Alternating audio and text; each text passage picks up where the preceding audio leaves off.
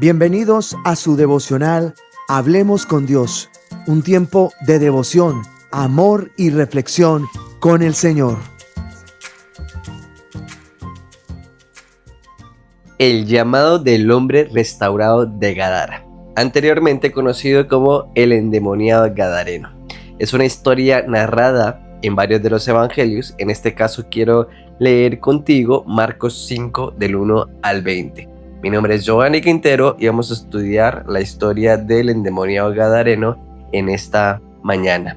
Así que me gustaría que me acompañaras a la Biblia, Marcos capítulo 5 del 1 al 20. Dice así en el versículo 1: vinieron al otro lado del mar, a la región de los Gadarenos. Gadara era una ciudad importante de la Decápolis, estaba situado a unos pocos kilómetros del mar de Galilea. ¿Qué era la Decápolis? Decápolis pues significa 10 ciudades.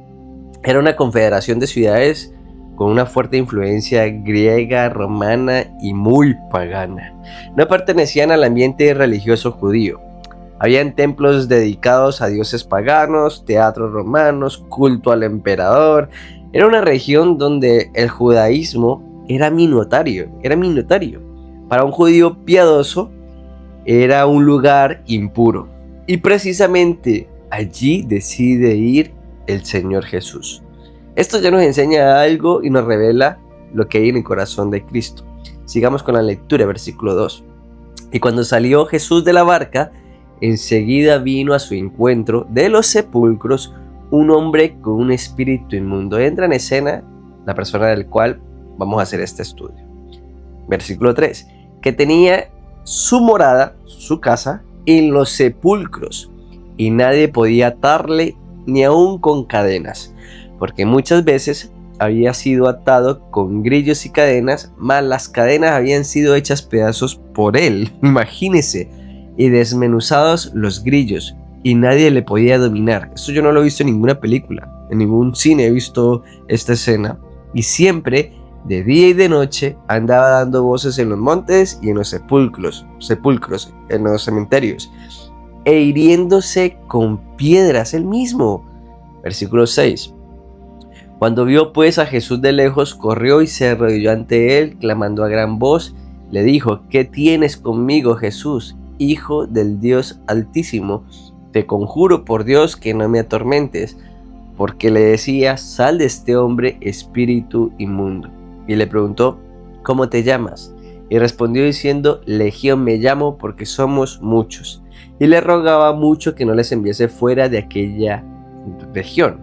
Estaba allí cerca del monte un gran hato de cerdos paciendo. Y le rogaron todos los demonios, imagínense cómo hablaban para que todos los demonios le rogaran a través de la boca de un solo hombre, diciendo: envíanos a los cerdos para que entremos a ellos. Y luego Jesús les dio permiso. Qué curioso. Y saliendo aquellos espíritus inmundos, entraron en los cerdos, los cuales eran como 2000, y el hato se precipitó en el mar por un despeñadero, y en el mar se ahogaron. Para un judío esto era impactante. Los cerdos eran animales impuros según la ley. En el territorio judío no tendría sentido criar un hato de cerdos tan grande. Pero en la Decápolis, donde predominaba la población gentil, la cría de cerdos era una actividad económica normal. Y quiero que notemos el estado del hombre antes de tener ese encuentro con Cristo. Marcos dedica muchos versículos a describir su condición. Era un hombre que no tenía libertad, no tenía realmente vida. En el versículo 5 dice: siempre de día y de noche. O sea, este hombre no descansaba, no tenía paz, no podía dormir. Era un hombre que no tenía dominio propio. Era un hombre que no tenía dignidad, andaba desnudo. Y en la cultura bíblica la desnudez también representaba vergüenza y humillación. Era un hombre que no tenía esperanza. La sociedad ya había renunciado a él.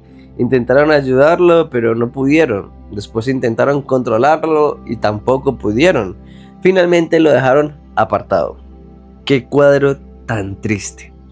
Y es precisamente allí cuando llega Cristo.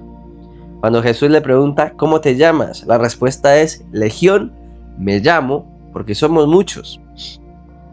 Pero bueno, sigamos en la lectura y terminamos el pasaje. Versículo 14.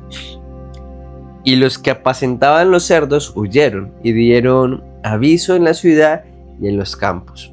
Y salieron a ver qué era aquello que había sucedido.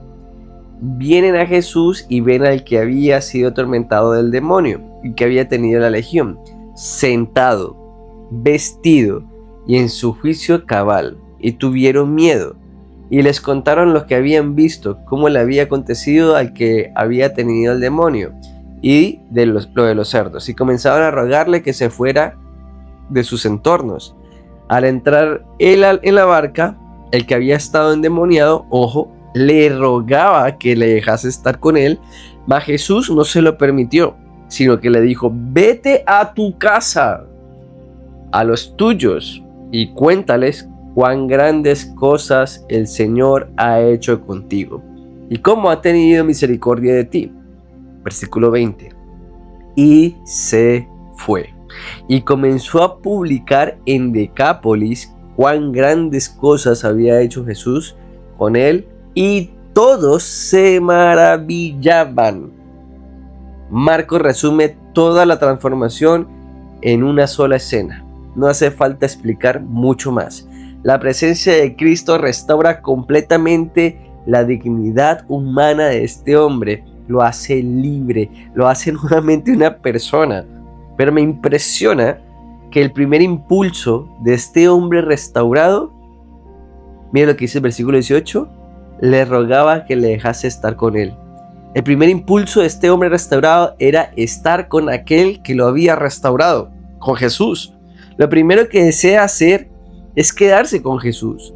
Eso demuestra que la verdadera libertad siempre produce amor por Cristo. Este hombre no pide dinero para rehacer su vida. No pide nada más que una sola cosa: estar con Cristo Jesús. Yo creo que este es el centro de la enseñanza. En versículos 19 y 20 Jesús le dice: vete a tu casa, a los tuyos, y cuéntale cuán grandes cosas el Señor ha hecho contigo y cómo ha tenido misericordia de ti. Y se fue y comenzó a publicar en Decápolis cuán grandes cosas Jesús había hecho con él, y todos se maravillaban. Observe el orden. Jesús no le pide que estudie, que se haga rabino, que se memorice la palabra. No le pide que haga milagros, no le pide que se convierta en un maestro. Solo le dice: ve y cuenta. Aquí encontramos una de las primeras comisiones personales del ministerio de Jesús. En otras ocasiones vemos cómo Jesús pide guardar silencio antes de sus milagros. En este caso sucede lo contrario. Jesús mismo envía a proclamar públicamente la misericordia recibida. Su misión no era enseñar una doctrina profunda, era contar lo que Cristo había hecho en su vida. Y yo creo que ese sigue siendo el primer llamado de todo el creyente. Antes de ir a predicar un sermón estructurado, Dios nos llama a vivir y compartir nuestro testimonio. Jesús hace lo que nadie más pudo hacer. La sociedad y el pueblo intentó controlarlo con cadenas, pero ni siquiera con cadenas ni grilletes pudieron. Cristo lo liberó con una sola palabra. Los hombres lo expulsaron de la ciudad, pero Cristo tuvo misericordia de él. Este hombre vivía entre los muertos, pero Cristo le devolvió la vida.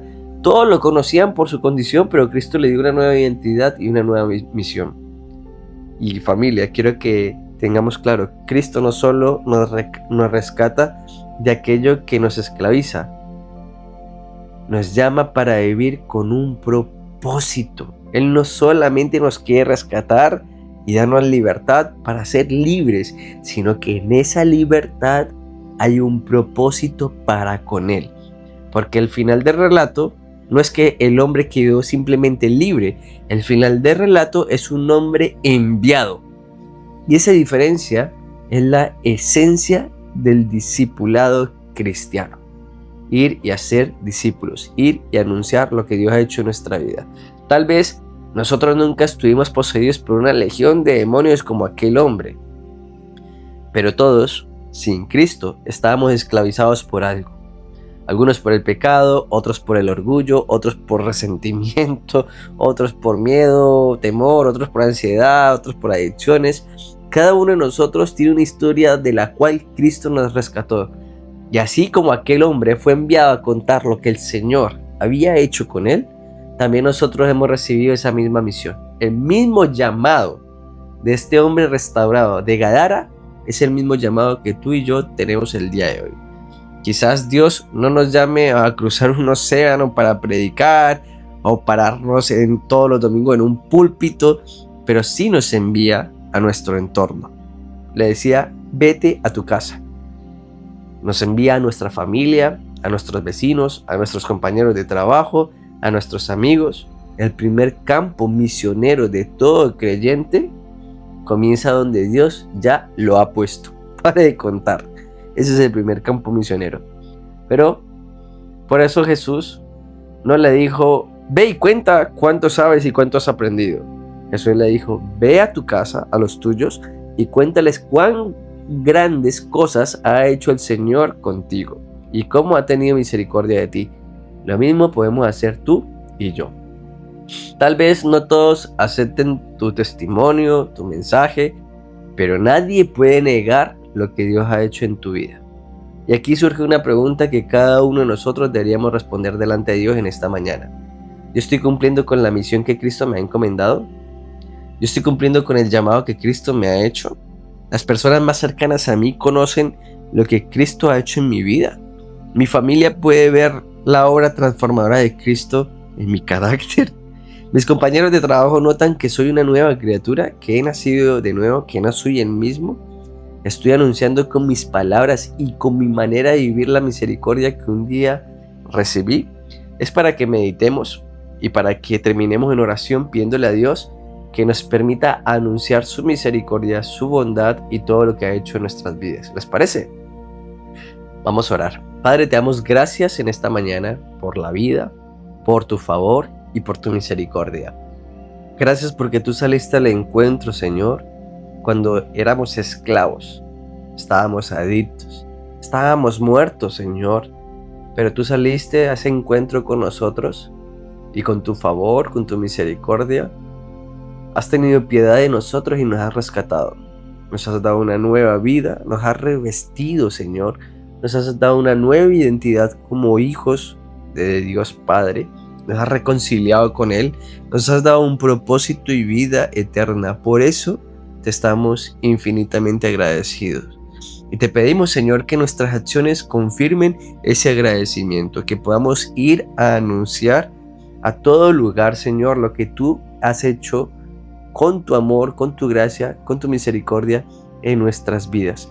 Queremos anunciarle al mundo, Señor, tus bondades, tu favor, lo que has hecho, Señor, no solamente por nosotros, sino por todo aquel que pueda creer en tu nombre y aceptarte a ti como Señor. Para ti, Señor, sea toda la gloria y la honra. Te entregamos nuestros días, nuestras familias, nuestros hogares, nuestro entorno, para que tu palabra, Señor, traiga luz y traiga vida, Señor. Gracias por nuestras iglesias, por nuestros pastores, por nuestros discípulos, por nuestros hermanos, Señor, por nuestra familia y por la vida. En el nombre del Padre, del Hijo y del Espíritu Santo. Amén. Familia, que tenga un excelente viernes y un excelente fin de semana. Que Dios me lo bendiga. Gracias por acompañarnos en nuestro tiempo devocional Hablemos con Dios, que se transmite de lunes a viernes a las 6 de la mañana, hora española. Además, si quieres más información, puedes visitar su sitio web www.cefa.org. Y si este mensaje te resulta de bendición, simplemente darle me gusta, compartirlo y suscribirte. ¡Que Dios te bendiga!